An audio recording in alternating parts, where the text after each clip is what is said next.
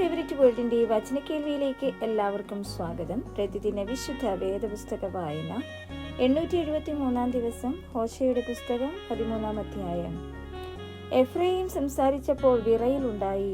അവൻ ഇസ്രായേലിൽ മികച്ചവനായിരുന്നു. എന്നാൽ ബാൽ മുഖാന്തരം കുറ്റം ചെയ്തപ്പോൾ അവൻ മരിച്ചുപോയി. ഇപ്പോഴോ അവർ അധികമധികം പാപം ചെയ്യുന്നു. അവർ വെള്ളി കൊണ്ട് ബിംബങ്ങളെയും ബോധിച്ചതുപോലെ വിഗ്രഹങ്ങളെയും ഉണ്ടാക്കി. ഇവയൊക്കെയും കൗശലപ്പണിക്കാരുടെ പണിയത്രേ. അവയോട് അവർ സംസാരിക്കുന്നു. ബലി കഴിക്കുന്ന മനുഷ്യർ കാളക്കിടാക്കളെ ചുംബിക്കുന്നു. അതുകൊണ്ട് അവർ പ്രഭാതമേഘം പോലെയും കാലത്തെ ഒഴിഞ്ഞുപോകുന്ന മഞ്ഞുപോലെയും കളത്തിൽ നിന്ന് കൊടുങ്കാറ്റ് പറപ്പിക്കുന്ന പതിർ പോലെയും പുകക്കുഴലിൽ നിന്ന് പൊങ്ങുന്ന പുക പോലെയും ഇരിക്കും. ഞാനോ മിസ്രയീം ദേശം മുതൽ നിന്റെ ദൈവമായ യഹോവ ആകുന്നു. എന്നെയല്ലാതെ വേറൊരു ദൈവത്തെയും നീ അറിയുന്നില്ല. ഞാനല്ലാതെ ഒരു രക്ഷിതാവ് ഇല്ലല്ലോ. ഞാൻ മരുഭൂമിയിൽ ഏറ്റവും വരണ്ട ദേശത്തു തന്നെ നിന്നെ മേയിച്ചു. അവർക്ക് മേച്ചൽ ഉള്ളതുപോലെ അവർ മേഞ്ഞ് തൃപ്തരായപ്പോൾ അവരുടെ ഹൃദയം ഉയർന്നു. അതുകൊണ്ട് അവർ എന്നെ മറന്നു കളഞ്ഞു. ആകയാൽ ഞാൻ അവർക്ക് ഒരു സിംഹത്തെ പോലെ ഇരിക്കും. വഴിയരികെ വള്ളിപ്പുലിയെ പോലെ ഞാൻ അവർക്കായി പതിയിരിക്കും.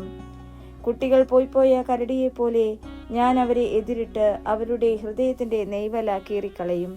അവിടെ വെച്ച് ഞാൻ അവരെ ഒരു സിംഹം പോലെ തിന്നുകളയും. കാട്ടുമൃഗം അവരെ കടിച്ചു കീറും. ഇസ്രായേലേ, നിന്റെ സഹായമായിരിക്കുന്ന എന്നോട് നീ മറുക്കുന്നത് നിന്റെ നാശം ആകുന്നു. നിന്റെ എല്ലാ പട്ടണങ്ങളിലും നിന്നെ രക്ഷിക്കാകുന്ന നിന്റെ രാജാവ് ഇപ്പോൾ എവിടെ? എനിക്കൊരു രാജാവിനെയും പ്രഭുക്കന്മാരെയും തരയണമെന്ന് നീ അപേക്ഷിച്ചിരിക്കുന്ന നിന്റെ ന്യായാധിപന്മാർ എവിടെ? എന്റെ കോപത്തിൽ ഞാൻ നിനക്ക് ഒരു രാജാവിനെ തന്നു. എന്റെ ക്രോധത്തിൽ ഞാൻ അവനെ നീക്കിക്കളഞ്ഞു. എഫ്രൈമിന്റെ അകൃത്യം സംഗ്രഹിച്ചും അവന്റെ പാപം സൂക്ഷിച്ചും വെച്ചിരിക്കുന്നു. നോവ് കിട്ടിയ സ്ത്രീയുടെ വേദന അവന് ഉണ്ടാകും. അവൻ ബുദ്ധിയില്ലാത്ത മകൻ. സമയമാകുമ്പോൾ അവൻ ഗർഭദ്വാരത്തിങ്കൽ എത്തുന്നില്ല. ഞാൻ അവരെ പാതാളത്തിന്റെ അധീനത്തിൽ നിന്ന് വീണ്ടെടുക്കും. മരണത്തിൽ നിന്ന് ഞാൻ അവരെ വിടുവിക്കും. മരണമേ, നിന്റെ ബാധകൾ എവിടെ? പാതാളമേ, നിന്റെ സംഹാരം എവിടെ?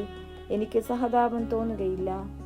അവൻ തന്റെ സഹോദരന്മാരുടെ ഇടയിൽ ഫലപുഷ്ടിയുള്ളവനായിരുന്നാലും ഒരു കിഴക്കൻ കാറ്റ് വരും.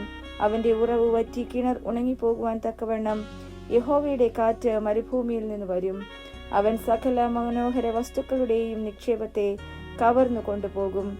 ശമരിയ തന്റെ ദൈവത്തോട് മത്സരിച്ചതുകൊണ്ട് അവൾ തന്റെ ആകൃത്യം വഹിക്കേണ്ടി വരും. അവർ വാൾ കൊണ്ട് വീഴും. അവരുടെ ശിശുക്കളെ അവർ തകർത്ത് കളയും. അവരുടെ ഗർഭിണികളുടെ ഉദരം പിളർന്നു കളയും.